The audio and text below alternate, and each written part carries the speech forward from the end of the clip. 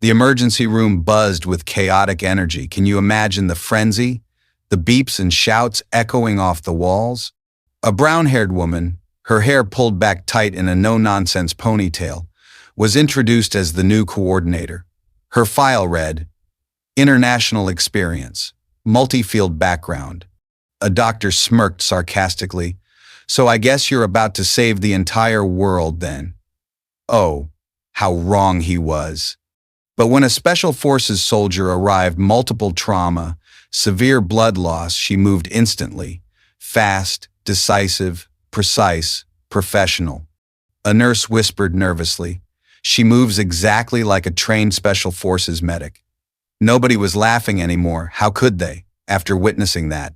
Dr. Liana Gray, 34 years old, with long brown hair tied back in a precise military-style bun, had a tall frame that carried itself with unconscious authority. She speaks little but with deliberate precision, her observing eyes seeming to catalog every detail, her steady voice showing almost no visible emotion, like someone who had learned to compartmentalize feeling from function. Can you picture her, standing there so composed amid the chaos? She had just been hired at Kent Rock Military Hospital's emergency department, known for its crushing pressure, lightning speed, and zero tolerance for mistakes, the kind of place that chewed up new staff and spit them out within weeks. Her file stated, Clinical Medicine, Ph.D., previously worked in foreign conflict zones, details classified. The sparse information raised more questions than it answered. Why all the secrecy, right? A resident doctor named Jake Morrison mocked openly. Why work as an ER coordinator? You seem way overqualified for this. Shouldn't you be running some fancy research lab? Another nurse, Sarah Chen, laughed along. She's probably used to those pristine international hospitals with unlimited resources. Bet she doesn't know how to stop bleeding with paper gauze and prayer. Leona simply nodded. No visible reaction. No defensive explanation. No attempt to prove herself. Just quiet acknowledgement that she'd heard them talk about grace under fire. During the first shift briefing, she didn't contribute to discussions. Just stood in the back corner, arms crossed, observing the patient flowcharts with the intensity of someone studying battlefield intelligence. Her eyes moved systematically, exit locations, equipment placement, staff positioning, like she was memorizing tactical advantages rather than learning hospital procedures. Doesn't that make you wonder what she'd been through? But when a triage nurse mixed up priority levels during the afternoon rush, oh, the panic that could have caused. She quietly stepped forward, rearranged the classification tags with swift precision, and said softly, weak pulse, cold skin, delayed capillary refill. He's red priority, not yellow. She pulled out a black tactical pen, marked 3 warning points on the patient's wrist. Pulse points, pressure indicators. Nobody saw exactly what she was documenting. Minutes later, the patient crashed into hypovolemic shock. She was right again, unbelievable. The doctors started questioning among themselves what secrets was she hiding. When Dr. Martinez pressed her about her background, she only replied, I worked in environments with limited options, places where every second was the final test between life and death. The staff exchanged uncomfortable glances. Could you feel the tension in the air? Her tone wasn't boastful or dramatic. It was haunted, matter of fact, like she was describing weather rather than trauma. Dr. Martinez, the chief resident, pressed further. What kind of environments exactly? Research stations? Field hospitals? Liana paused, considering how much to reveal. The kind where you don't get to call for backup, where you either know exactly what you're doing or people die while you're still figuring it out, where hesitation equals death. During her first week, she demonstrated habits that made everyone uncomfortable. How eerie must that have been? She never used electronic monitors immediately. Instead, she checked pulse manually, examined skin color changes, tested pupil reflexes, assessed breathing patterns all within seconds, using only her hands and eyes. When asked why she didn't trust the machines, she explained, "Machines can malfunction, lie, or be destroyed. Bodies tell the truth if you know how to listen. A monitor shows you numbers. Touch shows you life." Wow, what a profound way to see it. A senior nurse, Patricia Williams, noticed other disturbing details. She positions herself with her back to walls during every shift, always knows where the exits are. And watch her hands, they're never more than arm's length from medical supplies, like she's expecting an attack. The ICU staff started gossiping, can you blame them? Dr. Gray moved through the hospital like someone conducting tactical reconnaissance. She memorized medication locations by day 2, knew exactly how many steps existed between treatment rooms, and could identify the sound of different emergency vehicles before they appeared around corners. But what unsettled them most was her supernatural composure during a multi-car accident with 6 critical patients arriving simultaneously, chaos everywhere. While everyone else shouted conflicting orders and ran chaotically between rooms, Liana stood in the center of the storm, directing traffic with subtle hand signals and whispered commands. A veteran paramedic named Tom Rodriguez observed, "I've worked with military medics for 15 years. She doesn't just think like them, she is one." But something happened to her out there. Head nurse Patricia Williams wrote in her private notes, "She treats patients like someone who's watched blood spill in complete silence. No panic, no excessive confidence. Every movement carries the muscle memory of someone who's been on active front lines. This woman has seen war." Heartbreaking, isn't it? A critical case arrived at 0347 hours. Staff Sergeant Marcus Thompson, Special Forces operator, injured during live combat training exercises in the mountains, multiple trauma injuries, 3 broken ribs, severe liver contusion, pneumothorax with tension building, rapid blood loss from internal bleeding, critical condition requiring immediate intervention. Liana stepped forward without waiting for authorization or assignment. Bold move. She established intraosseous access in his sternum within 30 seconds, called for emergency cricothyrotomy, set up, signaled for needle thoracostomy without hesitation. Her movements were fluid, precise, automatic, like muscle memory taking over conscious thought. Amazing. Dr. Morrison snapped irritably. "Who appointed you lead physician? This isn't your case." Liana didn't turn around, continuing to work. You can debate authority when you demonstrate the ability to keep a patient breathing for the next 5 minutes. Right now, he's dying. She worked without glancing at electronic monitors. Her assessment came purely from physical examination, checking pulse quality at multiple points, observing skin color changes, testing pupil response to light, listening to breathing sounds with just her ear against his chest, pure instinct. The wounded SEAL regained consciousness briefly, focused on her face, and froze in recognition. "Doc Gray? Holy shit, is that really you? Team 7 talks about you constantly. You're a goddamn legend." The entire emergency room fell into stunned silence. Every staff member stopped moving. Conversation ceased. Equipment beeping became the only sound. Can you hear the pin drop? Dr. Martinez, the chief physician, demanded answers. "Sergeant, how do you know Dr. Gray?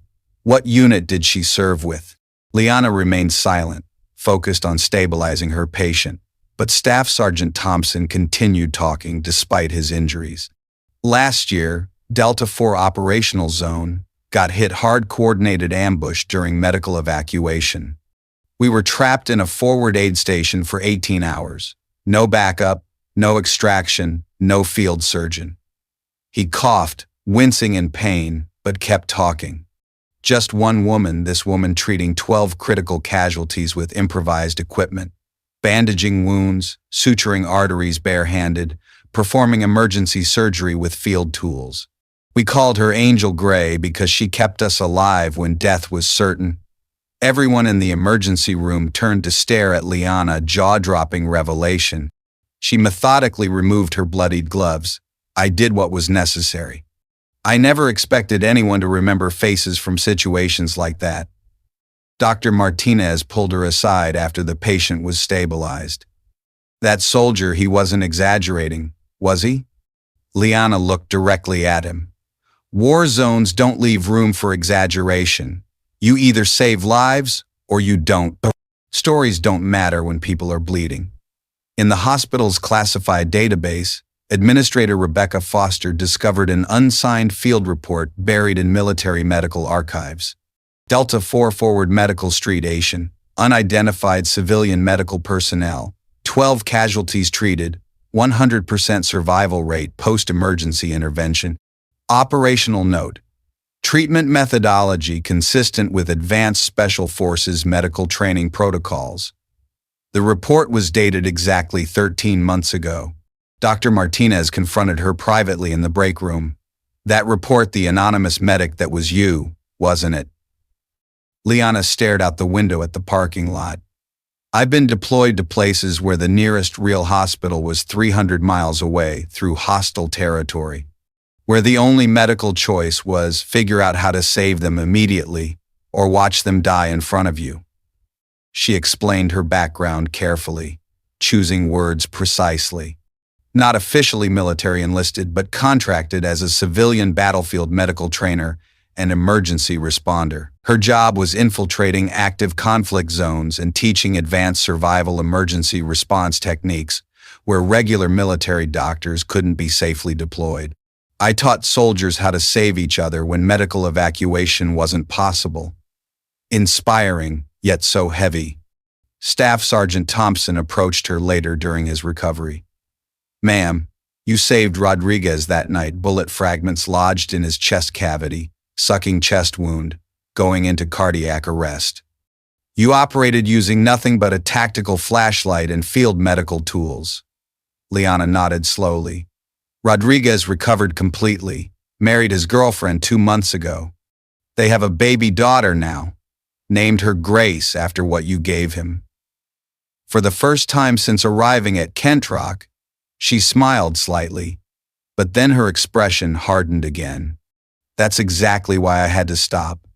When you save someone, you become responsible for every life they'll touch afterward. Every birthday, every wedding, every grandchild. The psychological weight becomes unbearable. Dr. Martinez began understanding. You're not overqualified for this position. You're traumatized by your qualifications. Liana corrected him firmly. I'm not traumatized. I'm experienced. There's a significant difference between those two conditions. Oh, the depth of that statement. The medical staff began noticing additional details about her behavior patterns during emergency situations. She unconsciously used military terminology, casualty collection point instead of triage area.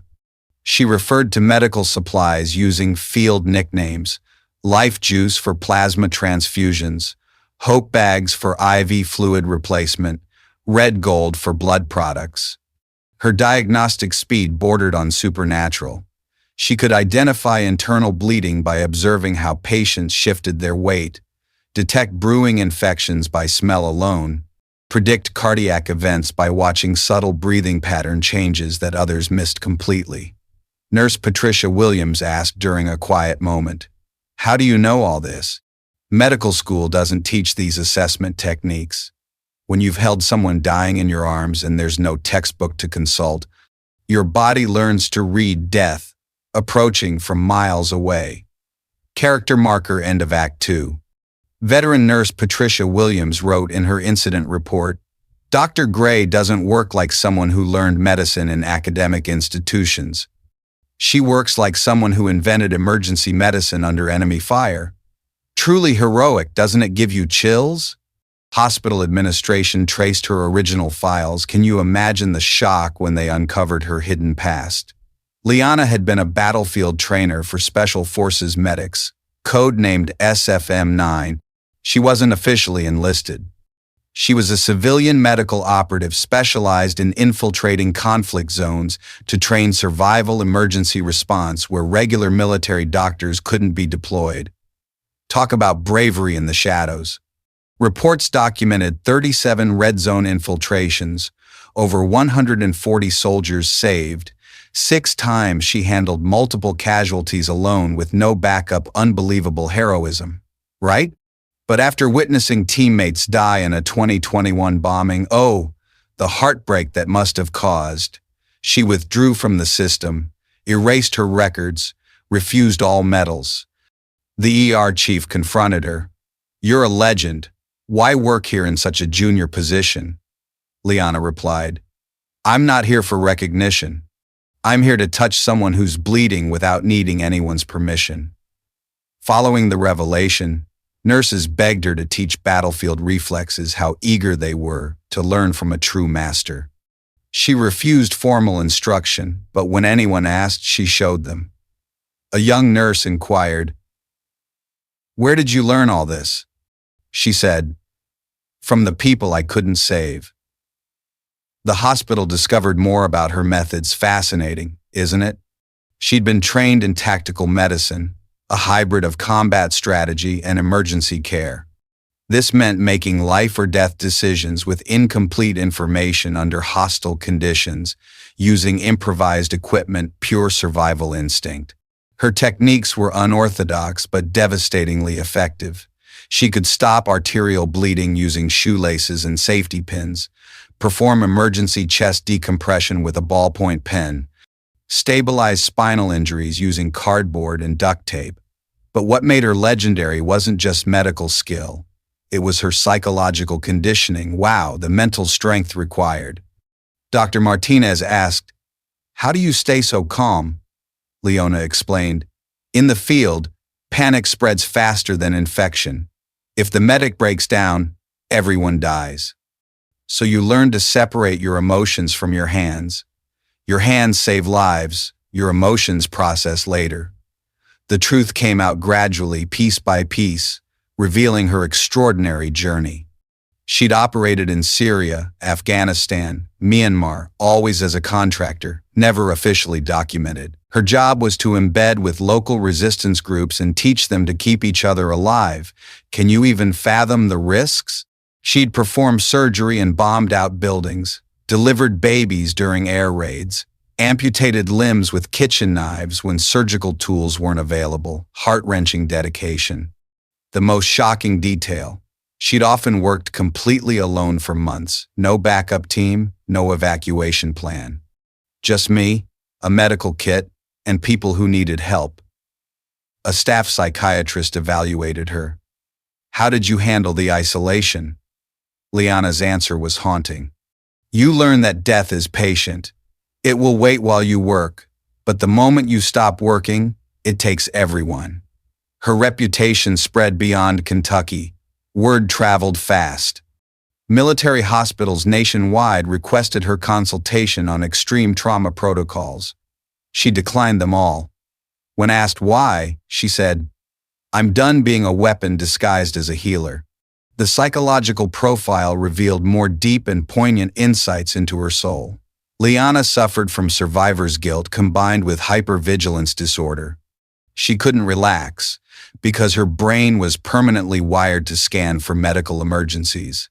Even grocery shopping, she's checking exit routes and counting people who might need help, noted her therapist. How exhausting that must be.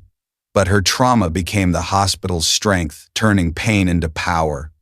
She redesigned their emergency response system based on battlefield triage principles. Treat the most savable first. Never waste time on hopeless cases. Keep moving until everyone's stable. The results were dramatic. Patient survival rates increased 23%. Response times dropped by 40 seconds. Average impressive turnaround, huh? Hospital administrators wanted to promote her to department head. She refused. "I don't want to manage people. I want to save them." The most revealing conversation happened with the original SEAL who recognized her. "Ma'am, why did you leave?" "You were saving lives." Liana's response was profound. "Because I realized I wasn't saving lives anymore. I was postponing deaths. And the difference matters," she explained her philosophy. "In war zones, you save who you can when you can. In hospitals, You're expected to save everyone all the time. The pressure breaks you differently. The SEAL understood. You came here to remember what healing feels like. Liana nodded. Here, when someone lives, they actually get to go home. Comment. Her movements weren't taught, they were survived. If you believe some skills can't be learned in school, they only come from watching life slip through your fingers, doesn't that hit home? The hospital established the revolutionary 90-second response program, directly inspired by Liana's demonstrated ability to assess and treat critical patients before electronic monitoring systems could even boot up and provide baseline data, game-changing innovation. No sterile lecture halls or academic theory, just the old auxiliary emergency room where medical trainees had to perform complete patient triage manually, working in simulated darkness, ambient noise, equipment failures, and without digital screens or automated alerts. Intense, right? Liana personally designed each training scenario with brutal realism. Recognize hypovolemic shock progression through pupil reflex testing alone. Place endotracheal tubes without video laryngoscopy assistance. Maintain psychological stability when cardiac monitors fail during active resuscitation. Stay functional during mass casualty simulations with limited resources. A second-year resident, Dr. Jennifer Park, wrote in her training journal, I'd never experienced that level of controlled terror before, but Dr. Gray looked directly at me and said, you don't need absolute certainty to make the right decision. You just need to be more right than wrong more often than not. A small bronze nameplate was permanently mounted in the auxiliary emergency room. Grace stood here. Time listened. The program attracted unprecedented attention from medical institutions nationwide, drawing crowds from afar. Students and residents traveled hundreds of miles specifically to train under what became known as battlefield medicine protocols. But Liana maintained strict operational security rules. No photography or video recording during training sessions, no social media posts about techniques or methods, no publicity, interviews, or media coverage. Smart and protective. This program isn't about building my reputation, she explained to curious journalists. It's about preparing medical professionals for situations when everything that can go wrong does go wrong simultaneously. Her teaching methodology was completely unconventional. Instead of textbook memorization, she used immersive storytelling and scenario-based learning. Imagine you're treating someone's father during a power outage. Equipment fails, communication systems are down. What's in your hands? What's in your medical knowledge? And what's in your heart when technology can't save you? Trainees learn to work purely by touch, sound, smell, and intuition. They memorize the tactile feel of different pulse qualities, the audio signatures of various breathing patterns, the olfactory indicators of different infection types, the visual cues of internal bleeding. Sensory mastery at its finest. Dr. Martinez observed with fascination. She's not teaching conventional medicine. She's teaching medical instinct and battlefield intuition. The most psychologically powerful lesson occurred during a simulated mass casualty event with 40 volunteer patients. Edge of your seat. Intensity. While other medical instructors shouted commands and created organized chaos, Liana moved through the scene whispering, listen carefully to the silence between heartbeats. That's the space where you'll find the correct answer. Students learned what became known as the Gray method. Trust your hands before your eyes. Trust your experience before your education. Trust your developed instinct before written instructions. Trust your training before your fear. Empowering wisdom. The program's success was measured using unconventional metrics, not just patient survival rates, but confidence levels under extreme pressure. Students consistently reported feeling prepared for medical apocalypse scenarios after completing training. Life-changing readiness. One graduate, Dr. Michael Chen, explained the psychological impact. Other residency programs teach you what to do when medical situations go according to plan. Dr. Gray teaches you what to do when every single thing goes catastrophically wrong at exactly the same time. The hospital received formal requests from international humanitarian organizations, global recognition. War-torn countries specifically wanted to send their medical personnel to train using Liana's unconventional methods. She agreed to create detailed training materials and instructional protocols, but firmly refused international travel. I've seen enough active war zones for several lifetimes. Now I help train people who want to heal them from a distance. The psychological impact on Kentrock's permanent staff was profound and measurable. Nurses stopped experiencing panic attacks during emergency situations. Residents made faster, more confident decisions under pressure, transformative growth. The entire emergency department developed what hospital administrators officially termed battlefield calm under fire. But Liana remained characteristically humble about the transformation. I'm not teaching anything revolutionary or new. I'm just helping people remember medical knowledge they already possess but haven't accessed under pressure. Liana never accepted any awards or recognition ceremonies, still worked grueling night shifts when most senior staff chose day rotations, still didn't introduce herself using the doctor title during patient interactions, still wore the same simple scrubs instead of the white coat that symbolized medical authority. True humility shines. But every trainee, resident, and nurse knew the unspoken rule. If she stepped into your medical case, immediately drop your ego and open your ears. When she eventually requested transfer to a remote border medical station, a place most doctors considered career suicide, she left behind a handwritten note taped to the auxiliary emergency room door. If you have to make a life or death decision in 10 seconds, remember this: human life doesn't require perfection. It just needs you to refuse to walk away when things get difficult. The auxiliary emergency room was permanently renamed the Gray Shift by unanimous staff vote, and during every night shift, when medical situations became impossible and nobody was completely sure what to do next, someone would inevitably whisper, "What would Gray do?" Even though she wasn't physically there anymore, her legacy lived permanently in the hands of every student she'd personally trained, enduring influence. They carried her lessons to hospitals across the country, spreading the methodology. Stay calm when chaos erupts around you. Trust instinct over institutional protocol. Never stop fighting for life until life stops fighting back. Always remember that medicine is about humans saving humans. Years later, a documentary production crew wanted to interview her about the program's national success and influence on emergency medicine protocols. She politely declined. The story isn't about me personally. It's about every person who chose to learn how to save lives instead of just hoping someone else would take responsibility. The persistent interviewer pressed further, "But you revolutionized emergency medicine training nationwide." Leona's final recorded words were characteristically simple. "I didn't revolutionize anything. I just help people remember that medicine isn't about machines or protocols or institutional procedures.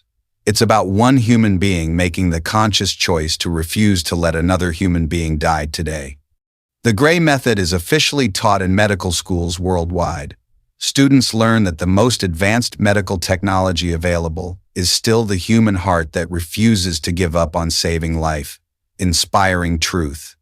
But Liana Gray herself remains exactly where she's always chosen to be, working quietly in places where help is needed most, saving lives without fanfare, asking for nothing in return except the opportunity to help. Because true heroes don't need recognition, awards, or public acknowledgement. They just need someone whose life hangs in the balance. They just need the chance to make a difference. They just need to know that when they leave this world, it's slightly better than when they found it. And somewhere in a small border medical station, Dr. Liana Gray continues her work. One patient, one heartbeat, one life at a time. The legend lives not in her name but in every life she saved and every student she's taught to save others. If you believe in stories that touch the heart like this one, leave a comment and don't forget to subscribe. The Veteran Story. We tell the stories that shouldn't be forgotten. Real people are creating and telling stories, not mass-produced AI.